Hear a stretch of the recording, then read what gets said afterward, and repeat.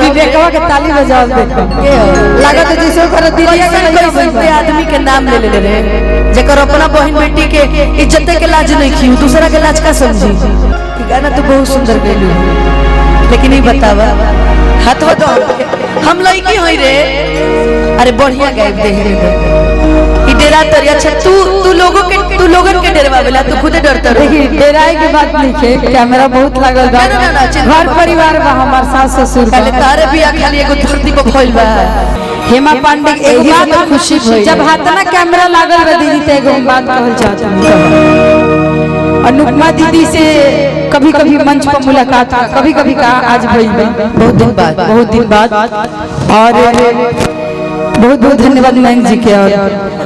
मामा जी उत्कर्ष जी के।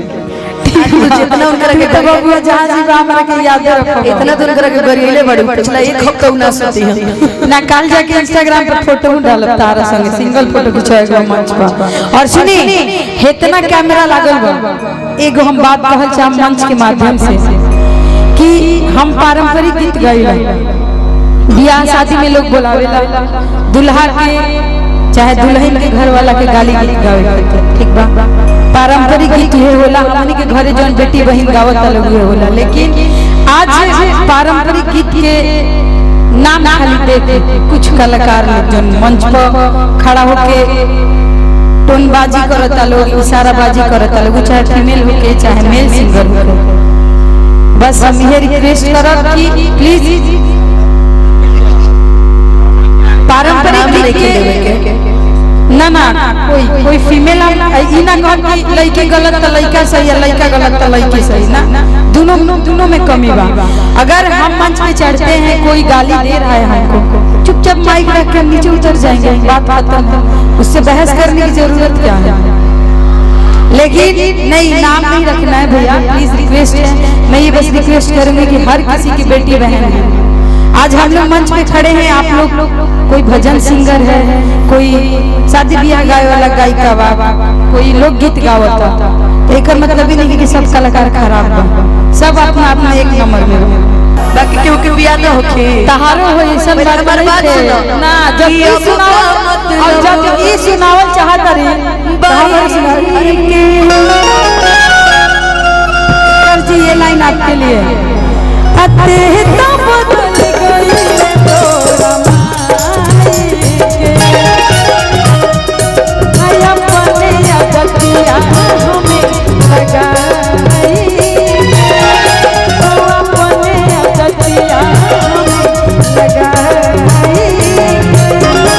अते तो बदल गई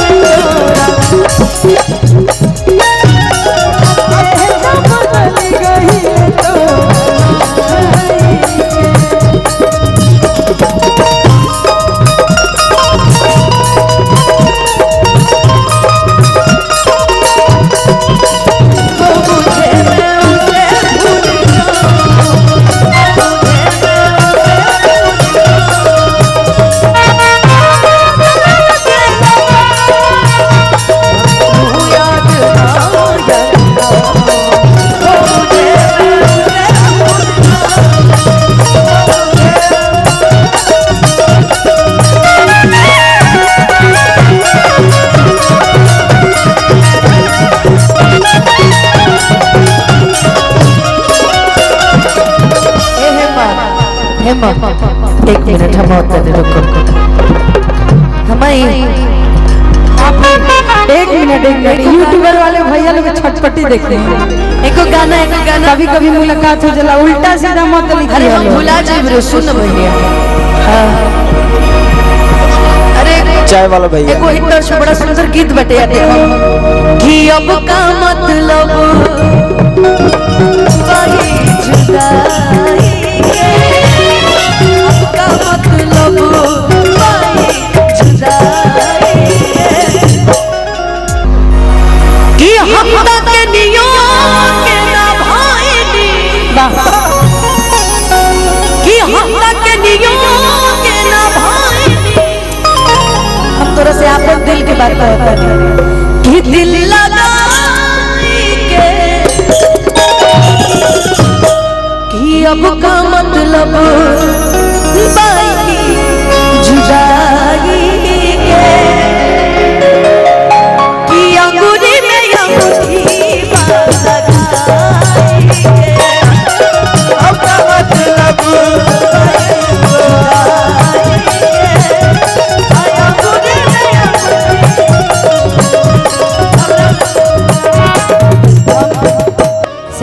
हमके नहीं गावे के भाई हमारे बियाह शादी हो गई तब बियाह शादी करे वाला को सेट सॉन्ग गावे लगा का गइला की जरूरत है। कल्पना दीदी के इतना साल हो गए बियाह के सेट सॉन्ग गावत रही ना उनकरा से बढ़िया क्यों गावे दीदी कैमरा के सामने सब कुछ ना कहल जाला। अरे यार गीत गावो ना कौन जरूरी में बात करे के कुछ आपनो हो खेला बाकी ना। लेकिन जब सेट सॉन्ग के बात आइला तो हम दुगो गनी हम ऐसे सेट सॉन्ग ना गए। जब साथ देवे ना रहे जब साथ देवे ना रहे तब प्यार काहे कइला तू पल पल तड़पे दिल रोवे अखियां पल पल तड़पे रोवे अखियां जुदाई काहे कइला तू जब साथ देवे ना रहे जब साथ देवे ना रहे याद काहे कइला तू पल पल तड़पे दिल आह भरे पल पल तड़पे दिल आह भरे जुदाई काहे कइला तू जब साथ देवे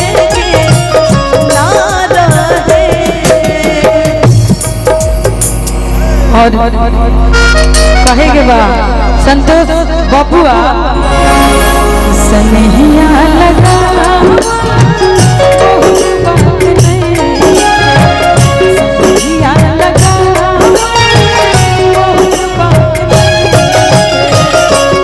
और के करा पसंद उत्कर्ष जी आ नजरिया चुरा बहुत बात हो सनहिया लगा बहुत बात नजरिया चुरा बहुत बात हो। अरे मयंक जी रहुआ खातिर समझे न पैनी असलिया रुपवा के जाल में धरा गई दादा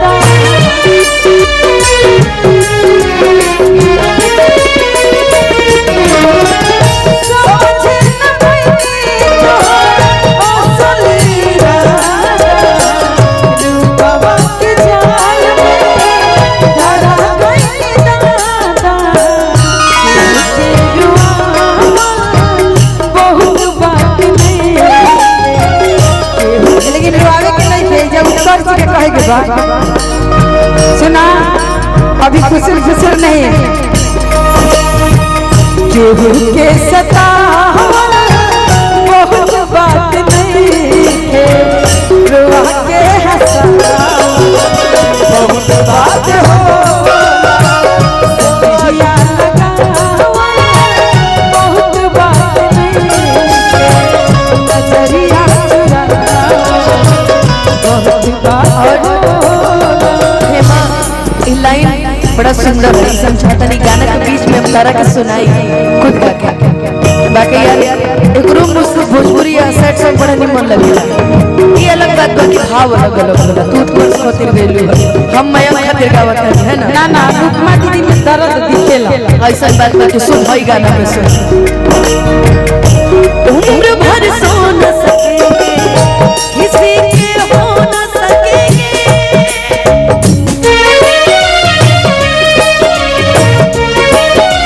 अजनबी तुम हो जाओ गैर हम हो न सकेंगे किसी के रहने की खातिर तुमने अपनों को रुला दिया किसी में गले की खातिर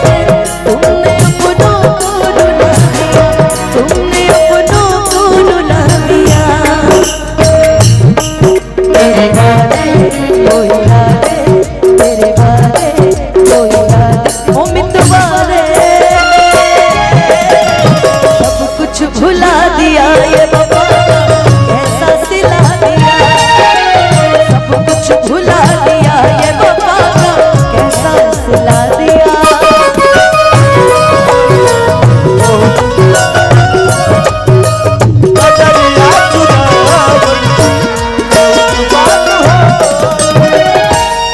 प्यार में तुहरा पिटल बानी घर से